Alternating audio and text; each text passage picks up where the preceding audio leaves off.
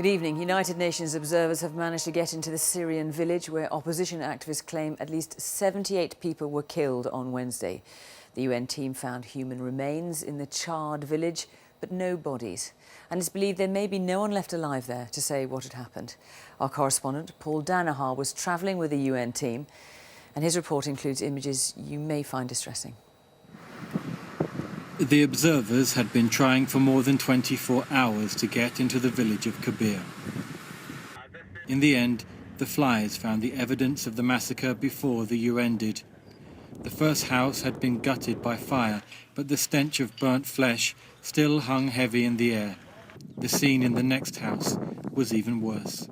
The UN have come here to try and find out what happened in this village, and what's clear already is whoever carried out this attack, it was a stop-start policy. They began with livestock outside, and they moved into houses like the one I'm standing in now. In front of me there are pieces of people's brains on the floor. There is a tablecloth covered in blood and flesh, and in the corner the blood has been pushed into a pile. Someone's tried to clean it up and frankly given up because there's simply too much of it. In this house, in one behind me, there are signs of an appalling crime having taken place.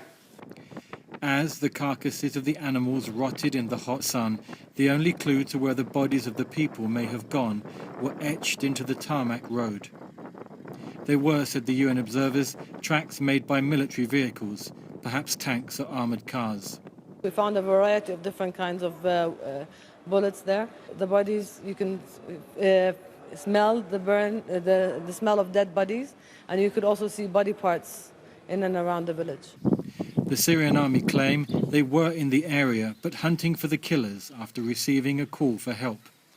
The local villagers told the UN it was done by a nearby Alawite community, a sect from which much of the Syrian leadership is drawn.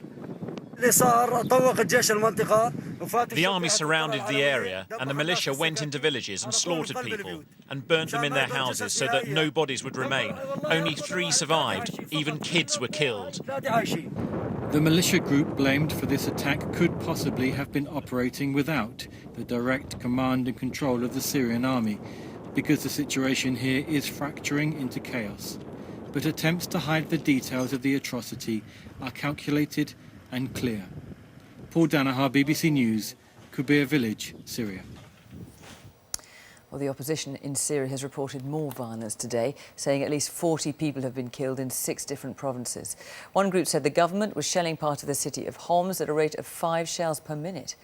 But the international community is still divided as to how to respond. Here's our diplomatic correspondent, James Robbins.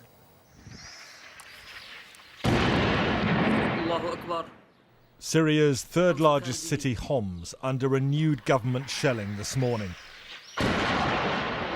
According to this opposition activist video, we can't independently confirm. The Syrian army's firepower is vastly superior, but they are taking casualties too. Tonight, Syrian state television is reporting a car bombing in Damascus. Opposition activists say the explosion killed at least 2 members of the security forces.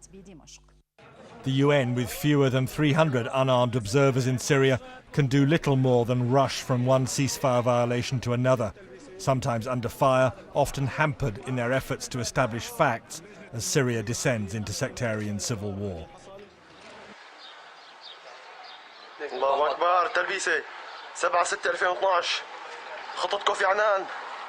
Where is Kofi Annan, asks the activist videoing what appears to be a helicopter missile attack on the town of Talbisa near Homs.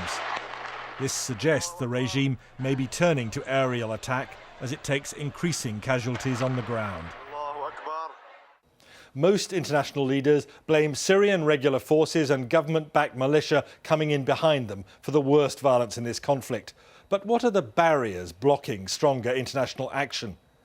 One is the sheer strength of Syria's armed forces, its military capability, far greater than Libya's, for example.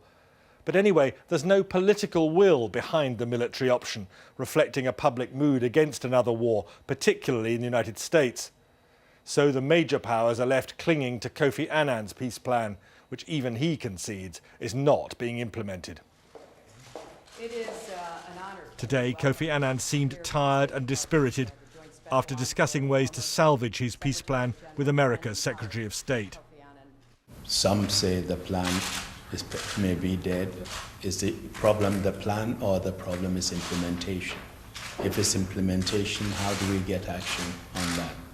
And if it is a plan, what other options do we have? And the International Committee of the Red Cross now says 1.5 million people in Syria need relief aid because of the conflict.